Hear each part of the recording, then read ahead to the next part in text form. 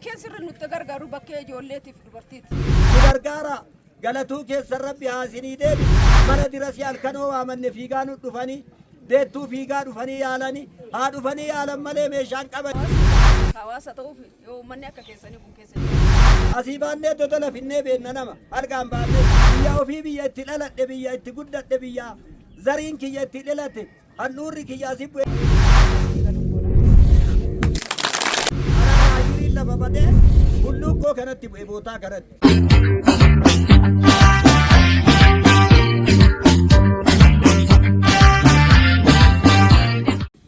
hawaasa keessaniif akkana dubbattanii akkana mormachuun akkanatti waan keessa jiru himachuun keessan baay'ee namatti tola.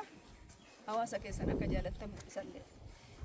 Kaafi tokko ka namni waggaa torba nu eessisinaa jedhu waggaa torba jechuun kiyyaa waggaa torba eessifna jechuu osoo hin ta'in rakkina qayeetanaa ka argallamuurra deebanii amma yeroo ganda wayiitti erginu rakkina qayeesanii waan achi hangina jiru laalaa jennee nama erginaa fi toora artii kan ilaalchi jarri ilaaltee hadha riippoortiin galchitu kun haga waggaa torbaan fayyada. Deebanii waan irra ilaalanii qaban jechaadha. Nu dura ka jedhu jaalleewwan baay'ee dubbatanii iyyuu maqaan kiyya dhaabaa ayyaaneetii aanaan hulluuqqoo kana ganni hulluuqqoo kana aanaan gada basaasaa godina Arsiiti. Kanaafuu an ka jedhu majammaraa ka jedhu aaddeeruu forraa jammaree faranjichi amma biyya alaatii nutti dhufe kun haa galatoomanii jechuu kiyya. Galanni isaan biraa jiraatu ani ka jedhu faranjiin dhufee biyya kana nu ilaalaa dhiisiti. Habashaan biyya yookaan kanaatu asallaa asii dhufee nu ilaala jennee hassaaban qabu.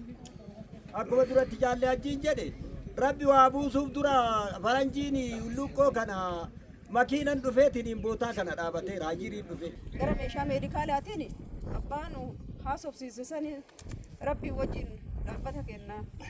Wajjin meeshaa akka karaa biraatti galu wajjin illee yoo daballee akka goone meeshichi akkasiin galuun goona hanqina qabu. Kan danda'u san amma ganni kun kan himate meeshaa meedikaalaatti alatti elektiriika maabiraatti illee himate karaa rakkina karaallee himate ka bishaanillee himate faarmaasiillee himatanii hanqina hojjetaa as keessaallee himatanii kunniin abbaan nu erga sunuyyuu waan danda'u na fakkaate. Maqaan dhabu garuu isinii mormadha. Akkuma ganda itti dhaladhe keessa saniif mormataa jiru ganda kanallee yaadadha jedhe isinii mormadha. Maal akka isinii godhaa jiran hin hordofaanii kunoo hoogganaa aanaa kafayyaa isin bira jira. Innillee ammas salphataa beekta amma waldeen kun gandi kun ati bulchaartaa maaltu duuba hambisaree maal godhaa jirta jennee yoo gaafannu gaafii waan itti ulfaatuu fi deebii wayii manuu qaba jennee yaadna. Ufi ganda maraayyuu mormadha. Waldeenni biraallee ammoo Kanaadaa irraa ka Itoophiyaatti walitti ta'anii gandoota akka nu gargaaraa jirru kana faana bu'anii gargaaraa jirani. Warri sunillee akka dhufanii ganda kana laalanii godha. Akkuma amma yaatan kana rakkina keessa. Alarraa hajiriin lafa badee hulluuqqoo kanatti bu'e bootaa kanatti hajiriin lafa badee alarra. Kanaafuu hadhallee mooyyuu sannuu dhugaa godhee rabbi as nuu fidee jechuu kiyya. Dhugaa nuu godhee as nuu fidee jechuu kiyya.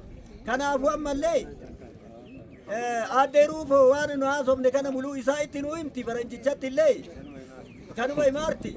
Amma maal jenna ani jaalleewwan dubbatanii deddeebinee namichi as naa dhaqaa jedhu sun illee yoo kabeennu illee ta'ee hima beenna rabbi isallee haa galatoofatu jasaa rabbi isaa haa deebisu. Amma yaatan kanatti baay'ee rakkina keessaa himadhaa waan nuti maqaa dhooftan kana hedduu irratti warra nama gargaaru. Kan biraa ammoo gaafii an qabu warri dubartii deessisu as keessan jiru. Operation C-section jiru. Sun baay'ee barbaachisa qe'ee kana fagaattutti. Isa anatu deebisa.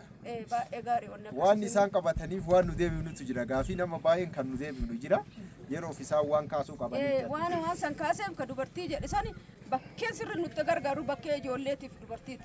Bakkee dubartiitti deettu kan argitanii meeshaa dubartii irra deettu meeshaa yoo dubartiin deettu fayyadu meeshaalee saniin meeshaan baay'ee xiyyeeffannaatti kennina. Bakkee sanitti waan akkasii hin qabaanne meeshaan galu kunuyyuu waan madidhiqa faayidaa isin hin qabu jecha bakkee irra warri aanaa hojjechuun baay'ee barbaachisaadha.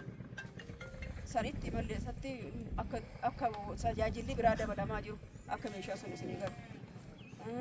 Kan biraa ammoo kan viidiyoo amma waraabame waan isin haasoftan martin waraabamee jira. qaama walii wajjin waliillee dhageessisaan illee irra deebi'een caqasa. Achi ammoo karaa warra bulchiinsa aanaa bulchiinsa gandaa buna isaanii fudhadheera waan isinitti jirtan isin hordofaa isin gaafadha.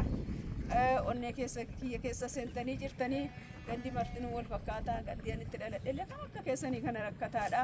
Garuu magaalaa jala jira rakkoon keessan kenna ka gara laalaa jiru olitti baay'ee rakkina guddaa akka jiru hubadhee jira.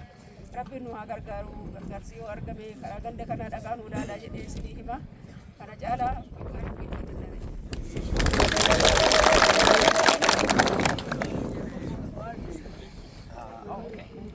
biyya ofii biyya itti dhaladhe biyya itti guddadhe biyya zariin kiyya itti dhalate handhuurri kiyya asii bu'ee jedhee waan kana nu yaadate rabbi isaa haa yaadatu rabbi isaa haa galatoonfatu isiniin galata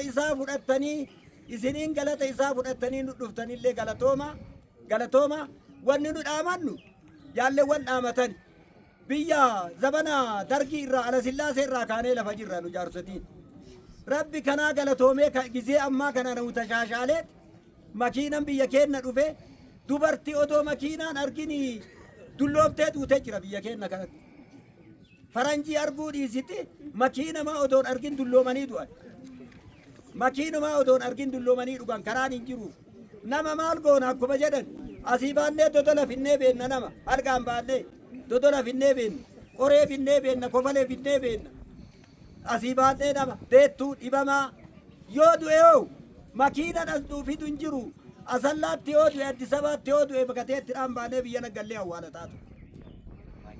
awwaalataa turre nama kanaafuu maan rabbi galannaa ga'u amma akkuma san cilaancinii makiinaa arganne karaan arganne mana cilaancinii kana arganne beeshaan arganne ijoolleen amma asin nu tajaajaltee nu akkamtu tuni kunoo laala si jaajjan mana dirasi halkanoo waamanne fiigaa nu dhufanii deettuu fiigaa dhufanii yaalanii haa dhufanii yaalan malee meeshaan qabani meeshaa dhabaaf deettuun asin miidhamti asii fudhanii aga dodola geettutti yookaan hin duuti yookaan karadheetti waan akkanaa irra turre kanaafuu rabbi amma haa galatoomu nu gargaara galatuu keessan rabbi haa isinii deebisu jasaa ilma kee waliin faranjicha waliin nu dhufte aaddee ruufoon haa galatoofamtu haa guddattu nu jabaadhu jechuufi.